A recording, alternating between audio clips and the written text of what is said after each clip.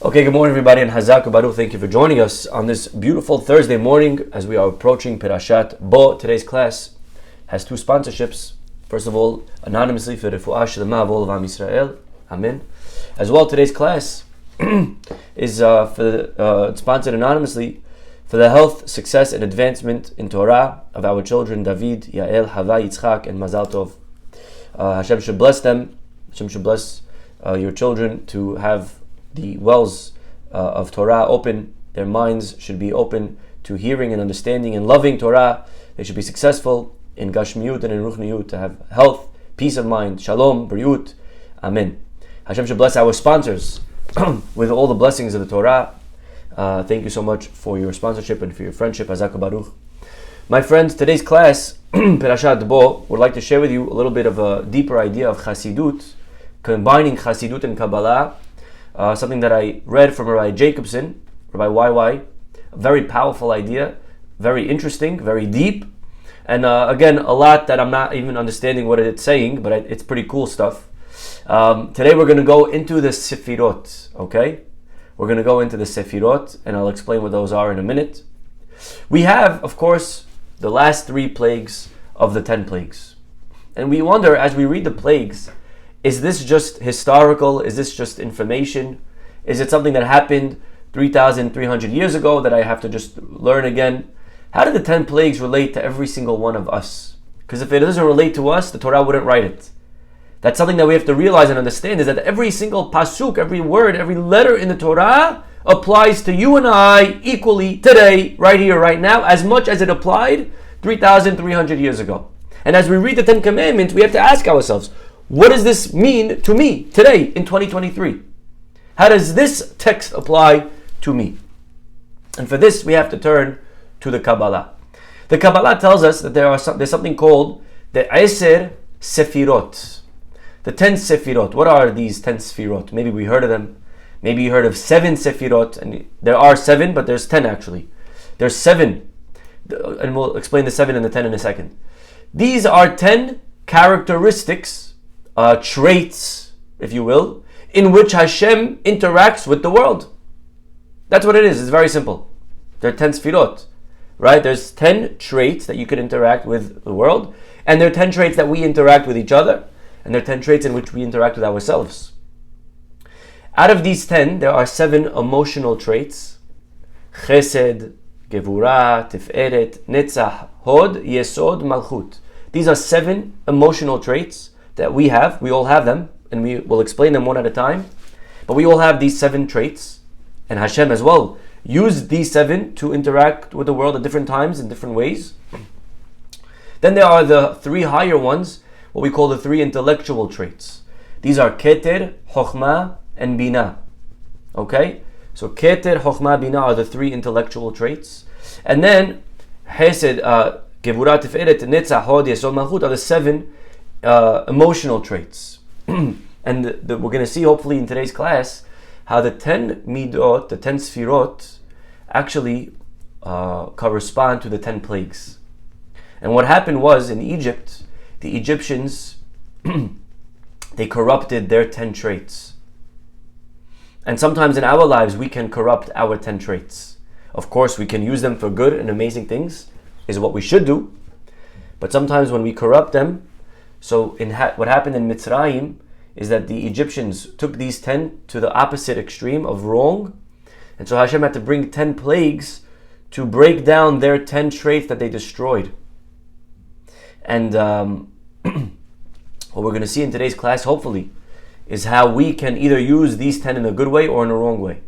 What's very fascinating is that we actually have 7, like we said, 7 emotional, and then 3 intellectual. And again, you could ask questions, but I'm not so knowledgeable in the Sfirot, okay? I have a long way to go till I reach the realms of Kabbalah. But again, this is what we call light Kabbalah. We could always learn on a deeper level. Today, maybe we'll just touch the surface. But it's very interesting that we have 7 emotional Sfirot, and then 3 intellectual ones. Why is that interesting? Because we know that the 10 plagues are actually divided into 2 Perashiyot. How many plagues were in last week's parasha? 7. Corresponding to the 7 Sfirot, that are emotional. And in this week's parasha, we know there are three, like the gematria of the name of the parasha, Bo El Paro, and we had a class earlier this week of why God says, come to Paro, as opposed to go out or to the river, right? We saw Rabbeinu Bahya, very beautiful. So the word Bo, numerically, Bet, Aleph, 2 and 1 is 3, which correspond to the 3 intellectual traits that the Egyptians corrupted. So 7 plagues and 3 plagues. And like we said, the Egyptians perverted all 10 of them. And so God brought as a form of punishment. But the truth is, we all have our personal Egypt. We're making a very big mistake. As we read this, we say, wicked Egyptians, Yemashemam, they should burn in hell. That's not what we're supposed to be thinking when we read a pasuk. That's counterproductive. No one grows by pointing and learning about other people.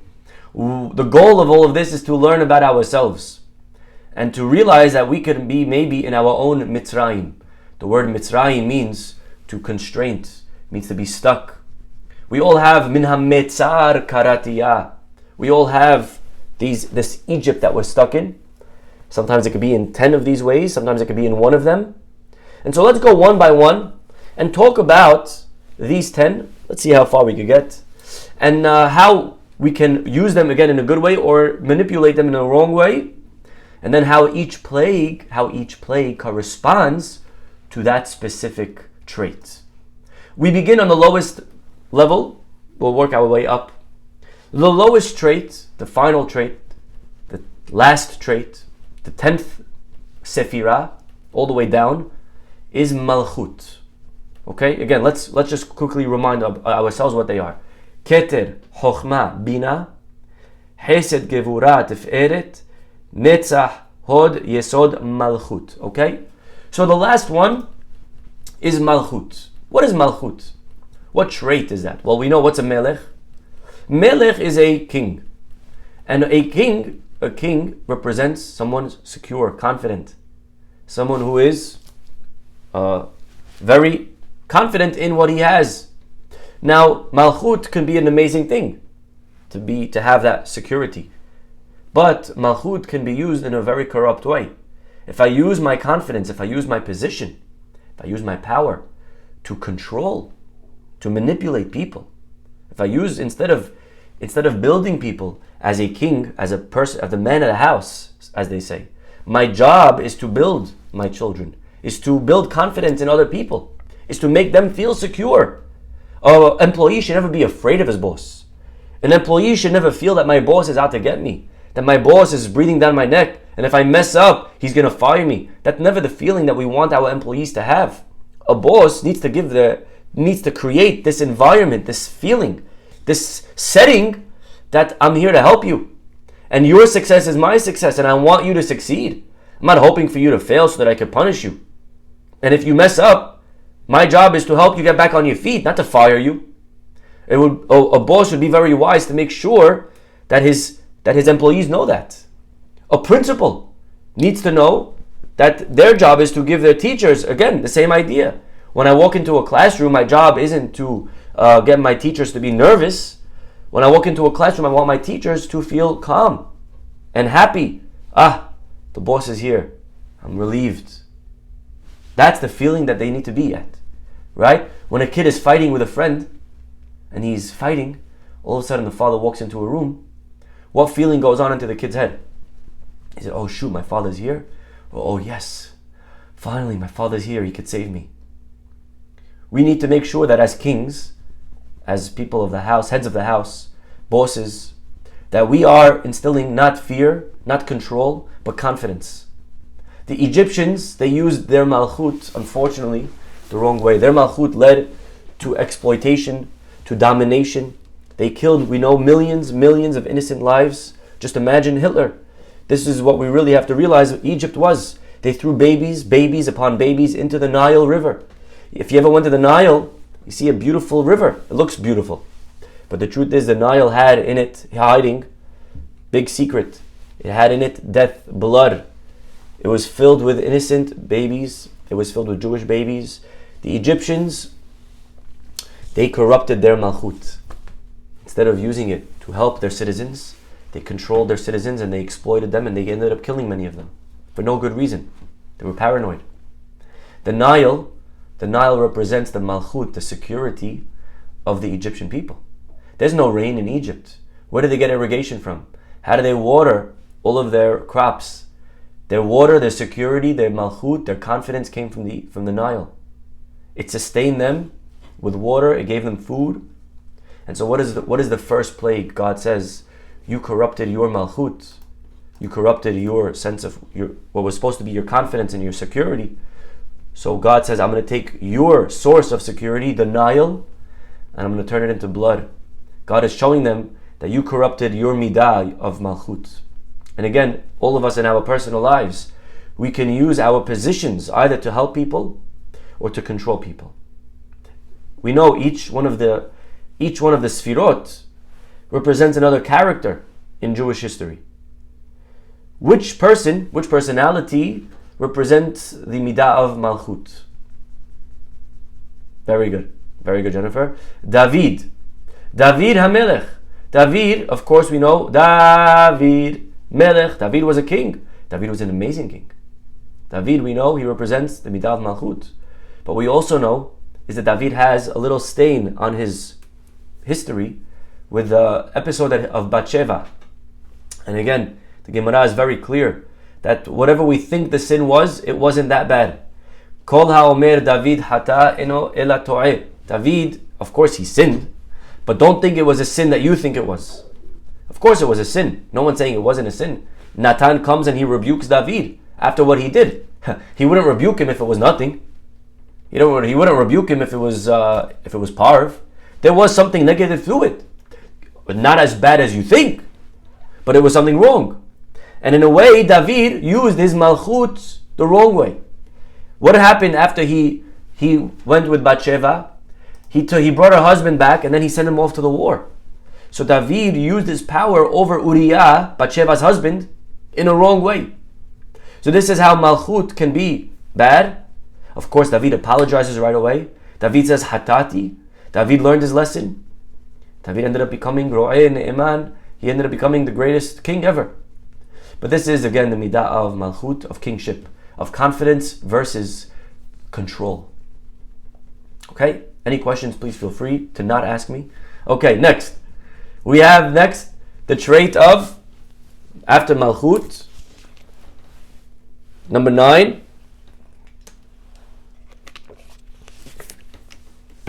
Anyone know? Number 9 is yesod. Yesod is the idea of intimacy. Yesod represents bonding. Bonding can be a beautiful experience. I can bond with people around me. I can bond with my wife. I can bond with my children. Intimacy, bonding, yesod can be an amazing thing. However, a person could also bond the wrong way. When a person bonds the wrong way, when they use their yesod the wrong way, when they use their libido, when they use their drive for companionship with the wrong person, it can lead to a very lonely existence. Many times, if a person struggles with this test of intimacy, of morality, a lot of times a person realizes that if they bond with the wrong person, it actually only alienates us from them even more. Usually, a bonding experience with a spouse is supposed to be the beginning of even a higher levels, right? The moment of intimacy isn't the end of the night; it's the beginning of the night, and it leads even to more closeness, to more love, to more connection. When a person uses intimacy the wrong way, it could lead to a person, when they're done with the act, they're disgusted from this person that they're looking at. They feel very far from this person that they're looking at. They don't want to be with them. They're very cold. Many people, and forgive me for being a little bit maybe too, when they struggle with the internet, a lot of times a person maybe has a fantasy about a certain person that they're looking on the internet. And what happens afterwards, if a person does the wrong activities after that, they realize very quickly how they're actually very disgusted afterwards from those things that he was watching. A person doesn't want to associate with that. That's what we call cold, lonely, apathetic, apathy. There's a joke, a guy once said, what's the difference between ignorance and apathy? He said, I don't know and I don't care. Right? So apathy, my friends, to not care. So this is how the Egyptians corrupted, and we have our own yesod that we sometimes could corrupt when a person, again, uses, and it doesn't have to always be the wrong person. You could bond with the right person for the wrong reason. That's also going to lead to a coldness. Instead of attaching, it's going to lead to detachment, to further and separate each one from the other. The second plague, of course, after blood, we saw already blood in the Nile and the confidence. The second plague, though, is what? Frogs. Frogs are cold-blooded amphibians. Actually, their eggs are hatched alone. There's no parent present. The frog is born alone. He's very isolated, very detached. This is the midah of frogs. Yes, this is the midah of Sfardeya. This is the trait. Because Sfardeya was reminding the Egyptians, you, and sometimes we manipulate and we pervert our yesod, and it leads to a life of isolation, like the frogs. Character, which personality represents the yesod in Jewish history? Malchut is David. Who's the yesod?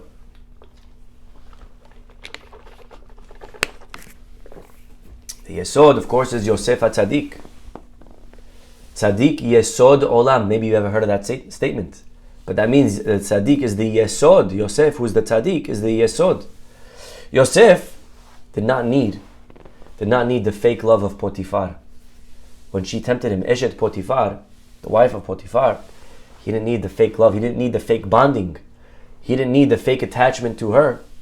He had a more real bonding to his father, to those people that he loved. He, of course, when she was tempting him, he saw in the mirror the image of his father in the window. He saw his father. He had a real love, a real connection. When a person has real love with their spouse, they don't need a fake replacement. Our children sometimes bond with the wrong people. Our children only bond with the wrong people because they're not getting the real love from home. So they'll take fake love, right? Sometimes bad love is better than no love. Sometimes our children get into a mess with the wrong people, our daughters, our sons, whether it's same gender, opposite gender, but sometimes they get into a mess with the wrong people. Why? Because they're not getting real bonding from the parents, from the house. Our job, again, is to make sure that we create that intimate relationship with our friends and family so they don't need to go out there to a detached, cold experience. Okay, this is the second midah of Yesod, or the ninth. We're going up backwards. So 10, 9. Next, 8. What's the 8th one? From the bottom up. Hod. Hod means to be humble. To be humble, to submit, to hear another idea. What is the midah of humility taken to an extreme? If one uses humility the wrong way, I'm not asking the opposite. The opposite could be arrogance. I'm not asking that. What I'm wondering is, what is humility taken too much? If you take humility too far. Humility too far is depression. When a person says, I'm nothing, I don't matter, God doesn't care about me, nobody cares about me, what I do has no significance, not on my life, not on others' lives, not in the world. I'm a tiny speck of dust in the cosmos, and I'm useless. I have nothing to offer. What do I do? Doesn't matter. If I wake up today, if I don't wake up today, that is a person not being humble. That's not humility. That's depression, right? Humility. We once had a class on humility. We had an amazing line. Humility is not to think less of yourself. It's to think of yourself less. Humility doesn't mean to think you're a nothing. Doesn't mean I'm a nobody. Doesn't mean I'm zero. That's not humble. If you go around and you say, I'm a zero, I'm a nobody, I'm efes, I stink, I can't do. You're not doing anyone a favor like that. Hashem doesn't want you to go around all day thinking that you're not talented, thinking that we're not capable, thinking that we're nobody, that we're nothing, I'm garnished. That's not what you're supposed to say. Humility doesn't mean to think I'm nobody. I'm supposed to know I'm very capable. Right? A person needs to know what he has, what she has, What are my virtues? What are my strengths? What are my capabilities? What are my talents? What can I offer the world? I shouldn't go around thinking I'm a nobody, and we shouldn't make our kids think they're a nobody. When our kids feel good about something that they did, we should say, yes, Hazak Baruch. We shouldn't say, hello, relax, humility, what are you doing? No, they did something, they should be proud of themselves.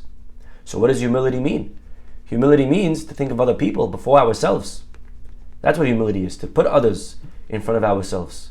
To realize that it's not about me. I'm capable, and that's why I'm stepping up, because I am capable. If I wasn't, then I should sit home, I should stay asleep. So, hod, the idea of being humble, can be used the wrong way when we think that we're nothing, that we think we're a little piece of dust. That's why the third plague was turning the dust into lice. Now you understand. Because what does lice do? Lice can suck the blood out of the life, the energy, the life that we have. Depression destroys a person's passion, motivation, right? Depression, you just want to sit and do nothing. A rabbi once said that depression isn't a sin, but depression can bring a person to lower levels than any sin can. So this is, again, remembering not to ever think that we're not capable, not to ever think that we're not important, we should never say we're zero. There's an amazing story about the Hafetz Chaim, that he was once on a train, and he's sitting right next to another fellow. He starts making small talk, and he says to this other guy, where are you headed? He said, I'm going to Radin. Where's the Hafetz Chaim is from? He says, what's taking you to Radin? And this guy didn't know he's talking to the Hafetz Chaim himself. So he says, there's a big rabbi there, the Hafetz Chaim, that I want to go see. So the Hafetz Chaim says about himself. He says, don't waste your time. There's nothing special about that guy. And this other man, who respected the Hafetz Chaim very much, he was so hurt that this guy in front of him was talking about the Hafetz Chaim like that. He stood up and he smacked him on the face. Don't you ever talk about the Hafetz Chaim like that. You know who he is? You're a nobody. Anyways, Hafetz Chaim didn't say anything. When they got to the stop, they get to Radin, they get off, and this gentleman gets out of the train, and he sees a whole throng of people waiting outside the platform. He inquires what's going on, and they say, well, the Hafetz Chaim is coming back to town, and we're all waiting to welcome the rabbi back. Okay, waiting. All of a sudden, he sees this guy that he slapped on the face coming off, and everyone applauding him. He realizes that was the Hafetz Chaim. He realizes that the Hafetz Chaim was just being humble. He runs over. He's all embarrassed.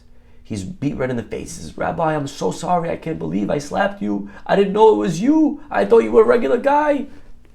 The Hafetz Chaim said, what are you apologizing? I have to thank you. You told me the biggest lesson. He says, lesson? What lesson? He says, you told me the biggest lesson. The lesson that in life, I always thought you're not supposed to speak Lashon Hara about other people. But today you told me you're not even allowed to speak Lashon Hara about yourself. A person in life should never think that they're nothing. They should realize what I am. I am good. I am capable. It's actually when a person realizes what they have that leads to simcha. I'm able to be happy with who I am, and I'm able to be happy for other people. When a person is down, then opposite.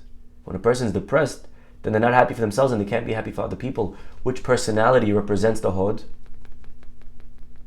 Anyone know? Hod. Say it again, I can't lip read so well. Aharon, very good. Aharon represents this midah. Why? I know we would say Moshe, but really Aharon had it as well. When God says to Moshe, I want you to go free the Jewish people at the burning bush, he says to him, what does Moshe say? Moshe says no.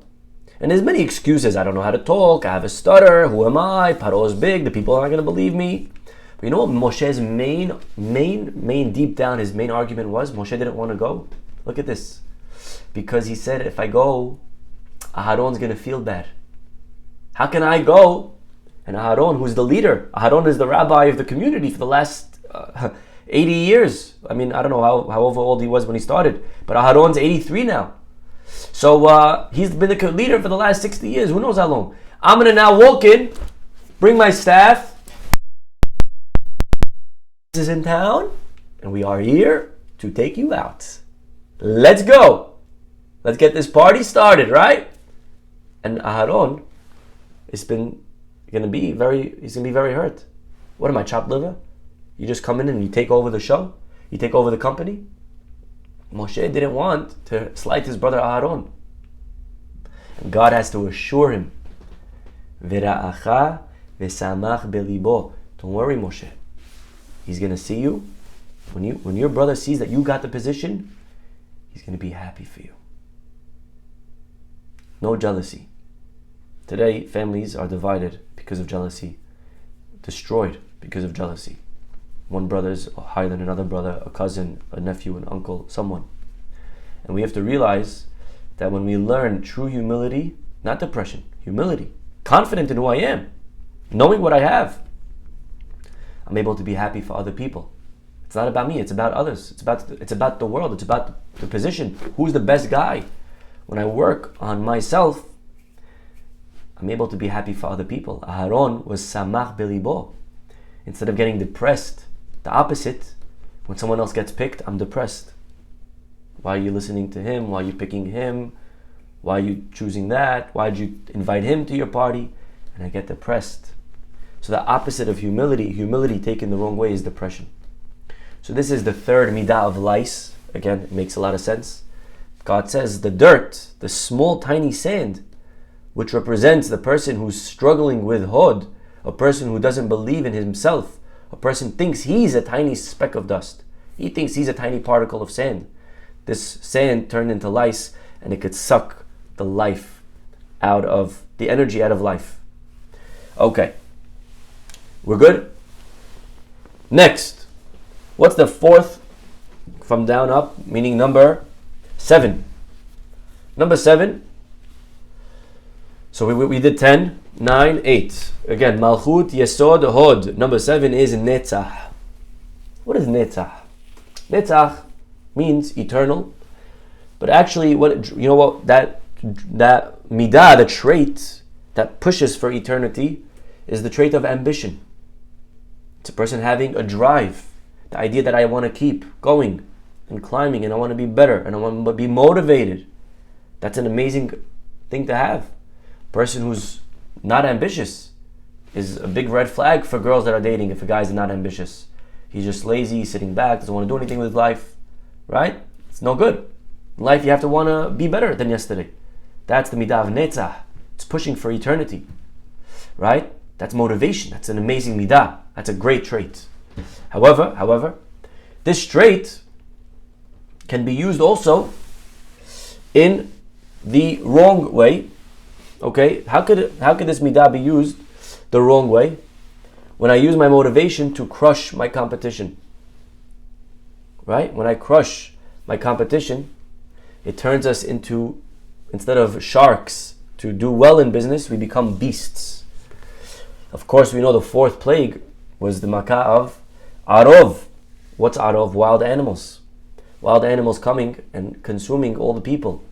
When a person corrupts their netzach, when a person uses motivation not to help, but to, right, not to drive themselves forward, but instead of driving themselves up, they push everyone down.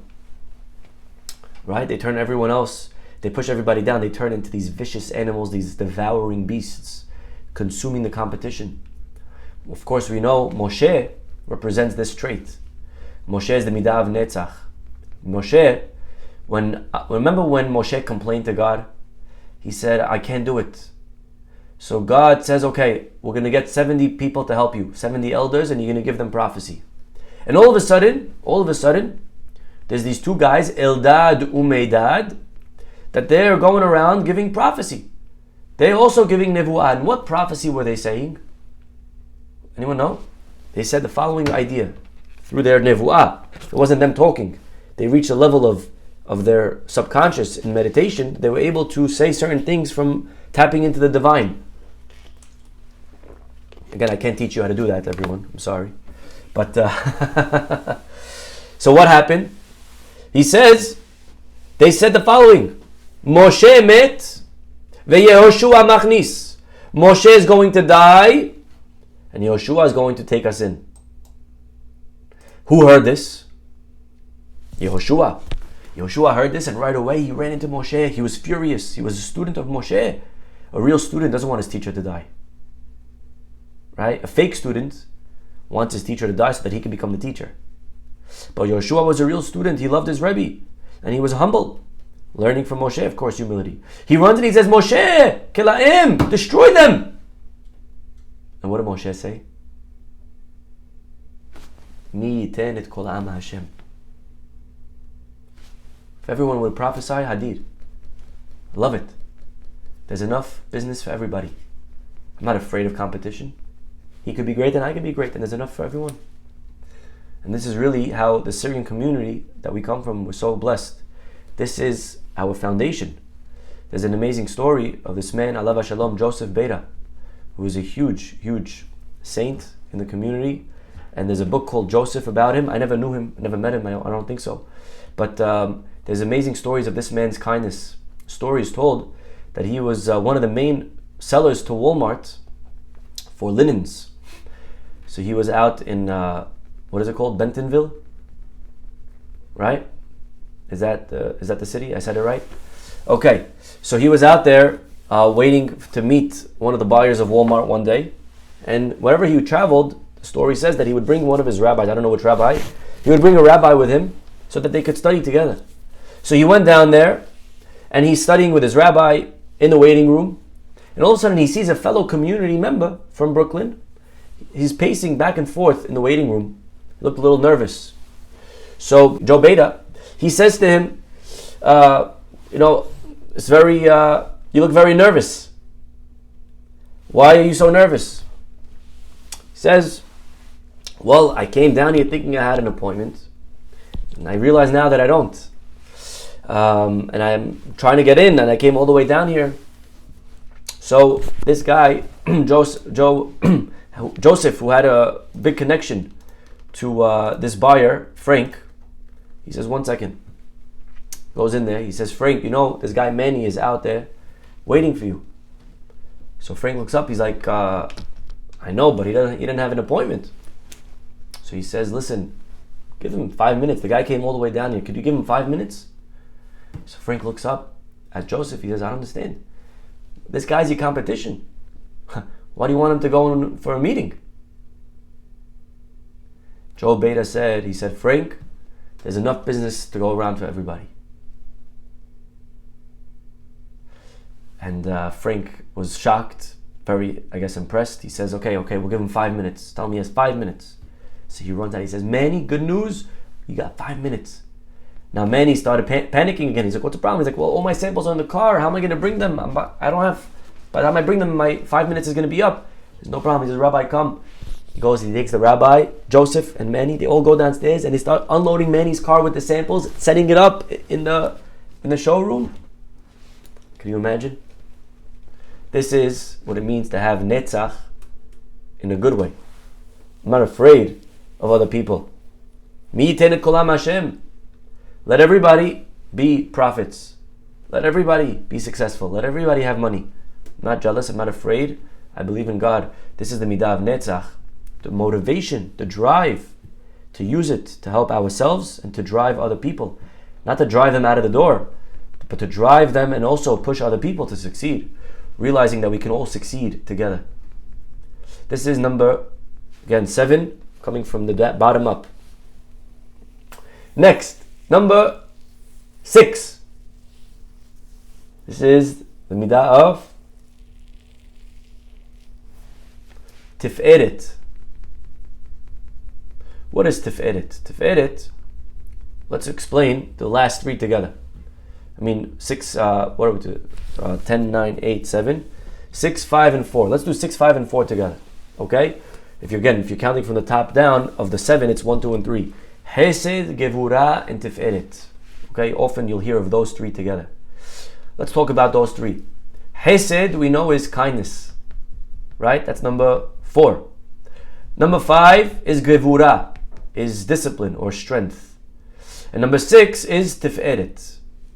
Often, the way you'll hear these 3 spoken about is Hesed is the kindness, the midah of kindness, of love, of giving. That's the right hand.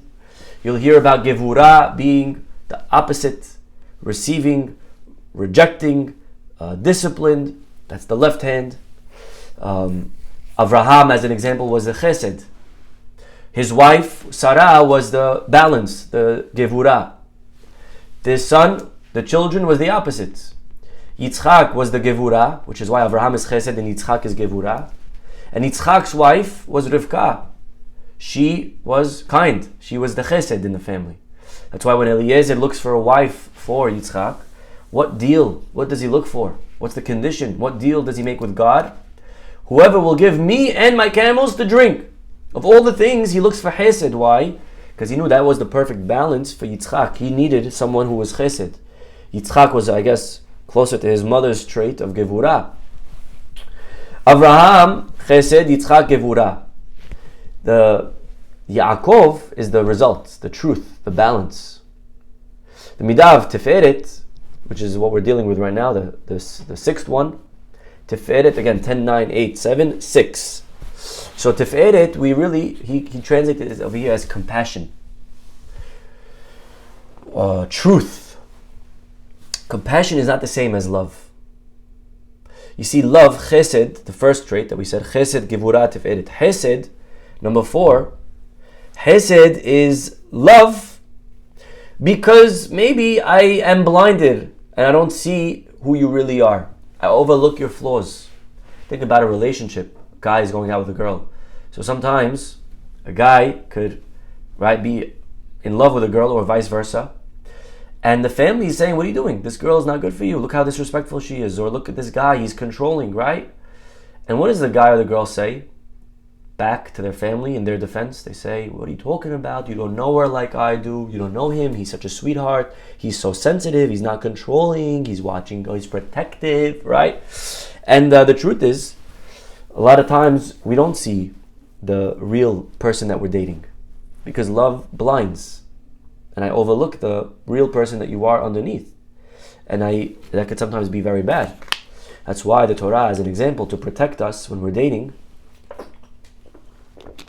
the Torah says, make sure when you're going out with someone, there's a halakha of don't touch them. Shomer negiah. Right? Why is that? That's to protect us. That's to help us. Hashem, He doesn't want you to not touch them just to annoy you. Touch them. When you get married, you could touch all day long. But now is not the right time to touch, because if you touch, there's something. They did a study that when people make physical contact with another, automatically there are hormones that are at play that cause, again, our judgment to be blurred. Again, I saw a study that when a waiter or a waitress would hand the check to the customer, sometimes if they would make nonchalant contact, even just hand touching or just something, all of a sudden the tip would be higher. Why? I feel a connection to this person. Right? So sometimes God says, don't touch this person yet till you know you love them. Make sure you're married. Make sure that they're going to put the ring on the finger. Even if you're engaged, what if something happens? We hear of broken engagements. Right? There's less holding you together if you're engaged. Once you're married, there's already a much bigger commitment. Once you're married, it's harder, so we could now you can be with them. But this is love, again, just going back to the point. Point is not about Shomer negiah. The point is love can blind. Okay? So love, I'm giving you because I love you. I don't really see. What happens is a lot of times after marriage, I shouldn't call it love, it's really infatuation. When the infatuation wears off, and all of a sudden you're married to this person, and you wake up and you smell the coffee and you see who they really are. And all of a sudden we're like, whoa, how did this happen? What am I doing with this person? And then we're not sure, do we still want to love them? Do we still want to be with them? Do we still want to give them? That's chesed. Tiferet, compassion, is very different. This sixth midah that we're dealing with is, compassion means that I know and I'm aware of who you are. But I'm taking all that into account and I want to help you regardless. That is balance. That's truth. That's much higher. It's true. It's true kindness. The first one was fake because you were giving unaware of the whole story.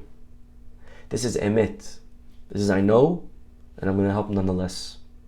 Compassion is an amazing trait. Compassion, though, my friends, can be used in a very sly way.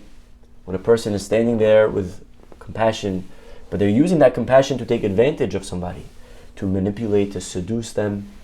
When I come and I say, oh, I see that you need a hand, let me help you with your packages, and then really it's a guy who's going to rob your house. You could take advantage of someone weak. This is the midah of, again, tiferet in a wrong way, and it results to the death not only of the one who's being abused, but to the aggressor. This is represented by the next plague of dever, right? Dever. Dever is the epidemic. It's death. Leads to the death of not only the one we're taking advantage of, but the aggressor as well. So this is, again, tiferet. Again, each one of these is deeper than I can probably explain and understand. But let's move on because we're already very late. Gevura. Maybe we won't do all 10 today. We'll just do first 7. Okay, next. Going from the bottom up. So we did 10, 9, 8, 7, 6. Now we're up to 5. 5 is Gevura. What's Gevura? Gevura is discipline, strength, means knowing when to say no. Right? Knowing in life, you need to know when to say no. As an example, Abraham took kindness to an extreme. He allowed even Ishmael in the house. Sarah was the balance. Sarah said, no, I love Ishmael too, but he's ruining Yitzchak. So to say no, to be able to say no in life is very important. I need to know when to say no to drugs.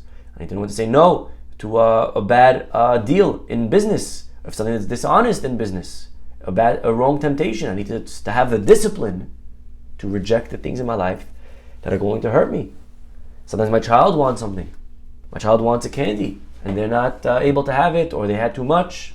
It's not healthy for them. I need to know how to say no to my child. My son wants the keys and he's drunk. I need to say no.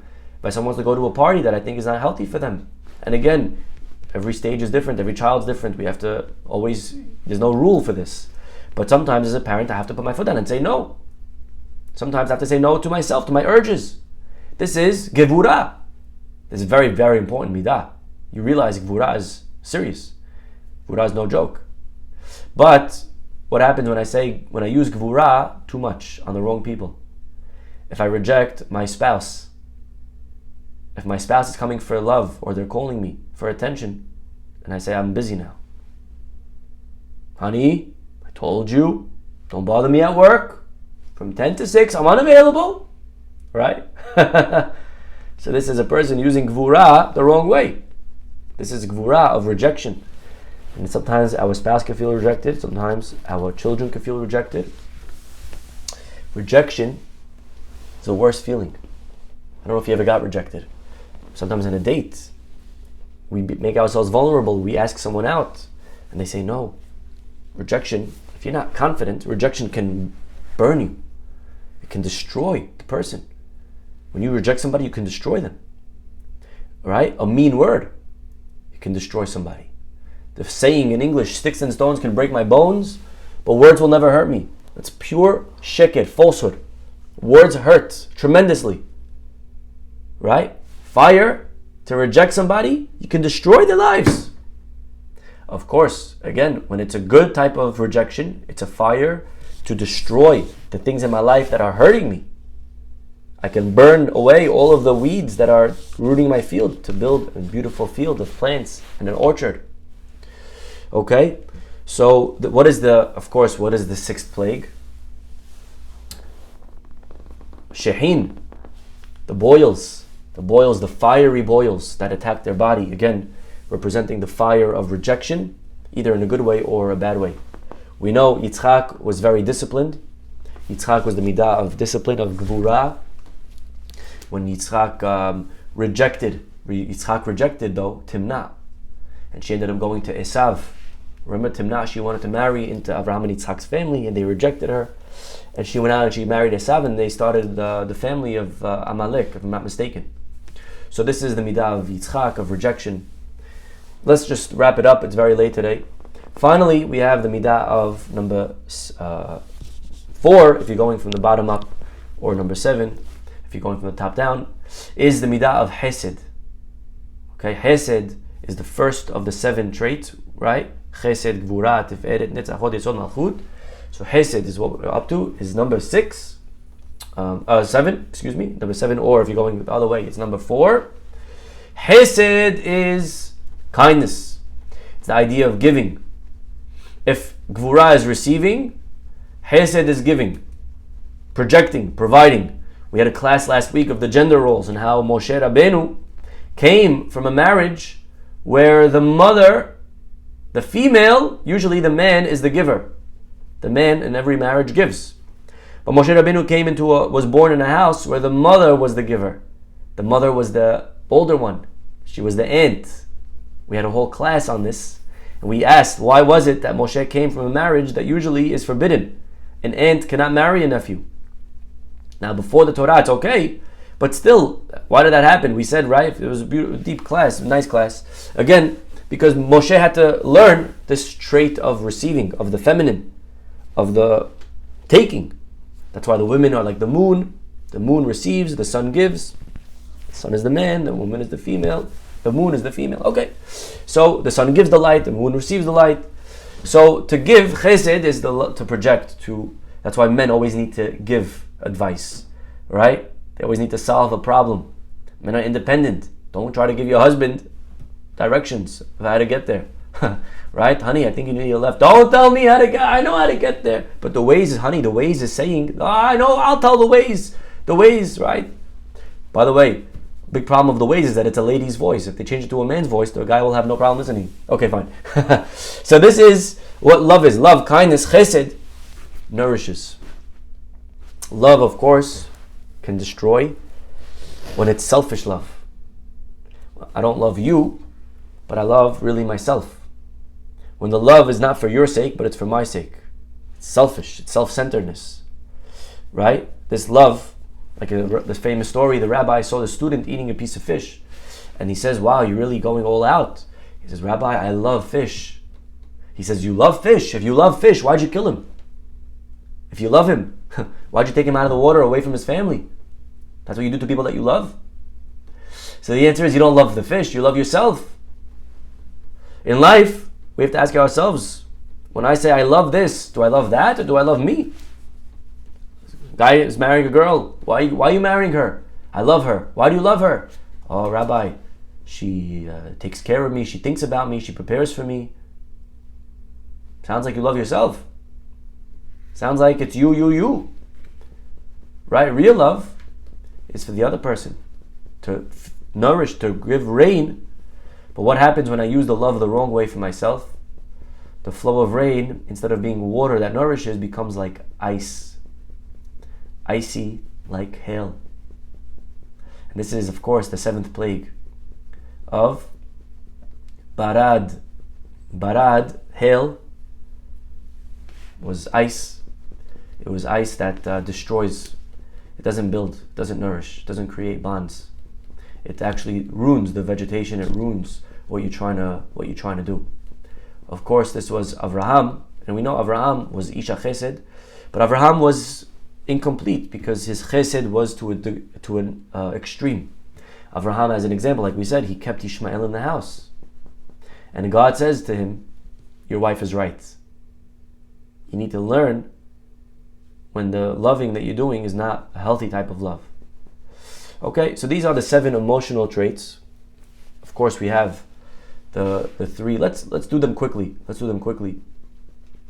Now, you see, you could corrupt your emotions, but so long that your sechel, so long that your brain, so long that your intellect is still intact, there's hope. Because even if your emotions go, you can rely on your brain to tell you what to do. What happens is when a person's intellect is also corrupt, it's the beginning of the end. Really, we speak often in life how we have chokhmah and bina. Chokhmah and bina are the intellectual traits of knowledge, of understanding. And really, I'm supposed to think, and then I'm supposed to allow what my mind says is right to then dictate to my feelings how to act. Unfortunately, we don't usually do that. We usually just act with our feelings. If something feels right or wrong, then we go with that gut. Even though our minds are saying the opposite. In life, a person needs to go with their mind, not with their feelings. Feelings can be very dangerous. Today's world is all about how do I feel? I feel. I don't care about if you are. How do you feel? Do you feel like a boy? Do you feel like a girl? However you feel, that's what you should be. That's the world. It's a crazy world. It's a very sad world. And they're pushing it, and the therapists, they can't even help the person. They have to just validate and let it go. But really, if I just go with my feelings, imagine what the world will look like. What if I feel like I don't like you? I feel like I should kill you. Well, I should now go with my feelings? Person, right? Of course, we have to use our intellect. And using the intellect is really, the goal is to allow our intellect to control and dictate to us how to act. This is the midah of da'at. Da'at is not one of the 10 sfirot. Da'at is a connector between my 3 and my 7. So the number 8, or if we're going from the bottom up, number 3 is bina. Bina is to inquire, to be inquisitive, to scrutinize, to explore, to discover. So this is using bina in a good way, right? In Judaism, we're not afraid of questions. We recommend them. Seder has to be revolving around questions. If you have at your table children and there's no question asked, you didn't fulfill the mitzvah of the Seder. As a rabbi, as a speaker, I was always taught in this classroom, begin the lesson with an aim, with a question. Ask a question. Question creates curiosity, creates interest, to explore, to know, wow, good question, I never thought of it. Think about it. So we're not afraid, we're not embarrassed. Unfortunately, some schools, if a child asks a question, the teacher yells at them if the teacher doesn't know the answer. Instead of the teacher saying, wow, it's a good question, to think about it. That's unfortunately not the case in many schools. Instead, there's yelling and reprimanding and how dare you ask, and it means that you don't have emunah, you're rasha, you're not, right? Okay? And this is, of course, that stunts, limits growth and ability to succeed in life. So this is to question, to ask, to be inquisitive is an amazing trait. I can use it though the wrong way. If I use my brain to rationalize evil, right? If I do the wrong thing and I can justify it. I'm allowed to embarrass my daughter because she has to get married already and hajj, it's enough. She has to hear it how it is.